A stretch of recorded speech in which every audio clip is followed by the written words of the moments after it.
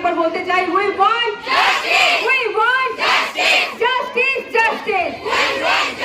আমাদের একটাই স্লোগান, একটাই কথা, যাই কিছু হোক না কেন আমাদের বিচারটা আমাদের নিতেই হবে। অভিযুক্তের ফাঁসি কিন্তু আমরা নিয়েই ছাড়বো।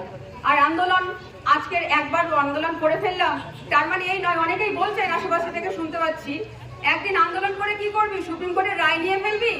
তো আমাদের সমাজের কিছু কিছু মানুষের, খুব শিক্ষিত মানুষদেরই যদি চিন্তা ভাবনা এরকম হয় যে আন্দোলন করা, পথে নামা, উই ওয়ান্ট জাস্টিস বলে চেঁচানো মানেই যদি হয় যে আমরা সুপ্রিম কোর্টের রায় নিয়ে নিলাম, সেটা কিন্তু নয় একদমই।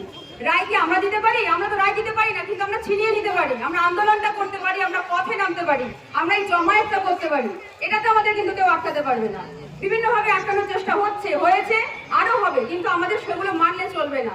আমরা সমাজে মেয়েরা, বিশেষ করে মেয়েরা, ছেলেরাও যে এমন নয় যে না তাদের কোনো অসুবিধা হয় না, সেটা নয়, সেটা কখনোই বলবো না, কিন্তু মেয়েদের আমাদের প্রতি পদক্ষেপে কিন্তু আমাদের হেনস্থার শিকার হতে হচ্ছে। শুধুমাত্র এখন আর্জি করে যেটা হয়েছে যে এত নৃশংসভাবে ধর্ষণ এবং তারপর খুন মানেই যে শুধু ধর্ষণ, সেটা কিন্তু নয়।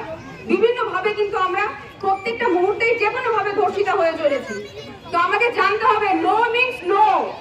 ওই নো যেন সেটা কোনোভাবেই চাপে পড়ে ইয়েস যেন না হয়। নো মিনস নো, এটা কিন্তু আমাদের সবাইকেই মাথায় রাখতে হবে। এখানে আমাদের আজকে আমরা যেখানে হাঁটতে শুরু করেছি, আমাদের পথ চলার সাথে একদম ক্ষুদে থেকে শুরু করে বয়স্ক পর্যন্ত, একদম ছোট্ট থেকে শুরু করে বৃদ্ধ পর্যন্ত সকলেই কিন্তু আমরা সামিল হয়েছি। তো সবাই কিন্তু আমরা এত কিছু, যারা ছোট রয়েছে তারা কিন্তু এত কিছু জানে না। আমার বাড়িতেও একটা ছেলে রয়েছে, সেও জিজ্ঞেস করছে জাস্টিসটা কি হয়েছে মা। তাদেরকে বলতে হয়েছে। আমি যখন এর আগে হেঁটেছি রাস্তায় মিছিলে, তখন আমাকে প্রশ্ন করা হয়েছে কেন, কি হবে, তাতে কি হয়েছে। তো বাচ্চাটাকেও আপনাদেরকে বোঝাতে হবে।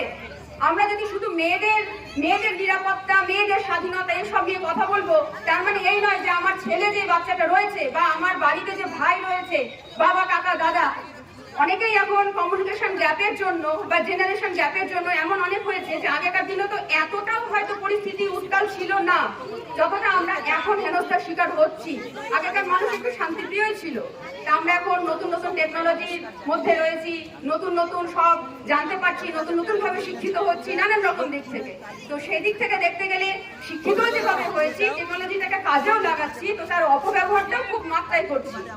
যেমন আমাদের ফোন, যেমন আমাদের ল্যাপটপ, এইরকম দিক থেকে আমরা নানান ভাবে কিন্তু হেনস্থার শিকার হচ্ছি।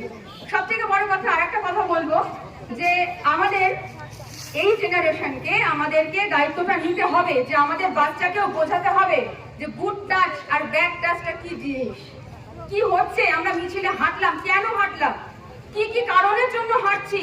শুধু কিন্তু আর্যিকর মানে শুধু তার ফাঁসিটা হয়ে গেলে বা যে অভিযুক্ত তার ফাঁসি হয়ে গেলে কিন্তু আমাদের এখানে সমাজ ব্যবস্থা থেকে ধর্ষণ নামক যে পোকাটা রয়েছে না মানুষের মাথায়, সেটা কিন্তু বেরিয়ে যায় না। আমাদেরকে কিন্তু এটা নিয়ে ধরে চলতে হবে। আর আমাদের বাচ্চাদেরকেও শেখাতে হবে গুড টাচ আর ব্যাড টাচ। শিক্ষাটা পরিবার থেকেই যায়, পরিবার থেকেই আমাদেরকে শিক্ষিত করে তুলতে হবে। তারপর দায়পর তাদের স্কুল, তাদের আশেপাশের লোকজন। আমি শিখলাম, আমার পাশের লোকজন দুটোকে আমি শিখাতে হবে, তার দায়িত্বটা নিতে হবে। অনেক বাধা আসবে, অনেক বিপত্তি আসবে, অনেক কিছু সম্মুখীন হতে হবে, কিন্তু আমাদের এই দায়িত্বটা নিতে হবে।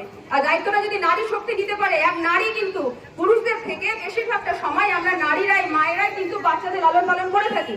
তো বাচ্চারা আর মায়েরা, আমরা আমাদের শাশুড়ি, তার দিদিমা শাশুড়ি, ঠাকুমা শাশুড়ি, যতই যাই হয়ে থাক না কেন, তারা হয়তো এতটা বুঝতে পারবেন না, তাদেরকে বোঝাতে হবে মায়েদের সম্মান, মেয়েদের সম্মান রক্ষার্থে আমাদের পুরুষ সমাজকে এগিয়ে আসতে হবে। অর্ধেকটা নর আর অর্ধেকটা নারী। তো শুধু নারী উন্নয়ন বললেই শুধু হলো না, বা নারী শক্তি জাগরণ বললেই শুধু হলো না। নারী শক্তিকে তো জাগতেই হবে, তার সাথে পুরুষটাকেও ভালো হতে হবে, তবেই আমরা নারী শক্তিটা জেগে এখানে পার করতে পারবো।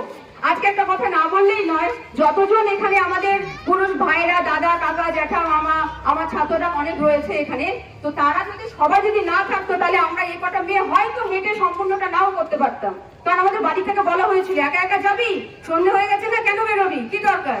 তাই জন্যই বলছি, রাস্তায় হাঁটতে গেলে, রাস্তায় চলতে গেলে, নামতে গেলে, আন্দোলন করতে গেলে বাড়ি শুদ্ধ সকলকেই নিয়ে নামো। তারাও জানুক যে আমরা কি করছি, কোনো অন্যায় করছি না, রাত দখল করছি। তার মানে এই নয় রাত্রে বেরোনো মানেই কোনো বাজে কিছু নয়, রাত্রে বেরোনোরও ভালো কিছু হতে পারে। এই যে তার প্রতিফলন আজকে যে শামসি ঘাসিরা মোড়ে আমরা দেখতে পাচ্ছি, এতজন এখানে বসে আছি, কি আমরা কি কোনো অন্যায় করছি এখানে? একদম নয়। আমরা একটা আন্দোলন করছি, আন্দোলনে আমাদের সাথে আমাদের বাড়ির ছেলেরাও, বাড়ির হাজবেন্ডরাও, বাড়ির দাদারাও, বাড়ির ভাইয়েরাও, বাবা কাকারাও কিন্তু এখানে সামিল হয়েছে। আমি আরো বলবো যারা আসেননি তারা ওনারাও এখানে এসে যোগদান করুন আর আমাদের মনোবলকে, আমাদের শক্তিকে, আমাদের সাহসকে আরো বাড়িয়ে তুলুন। এই বলে আমি আমার কথা শেষ করছি। আরেকবার বলি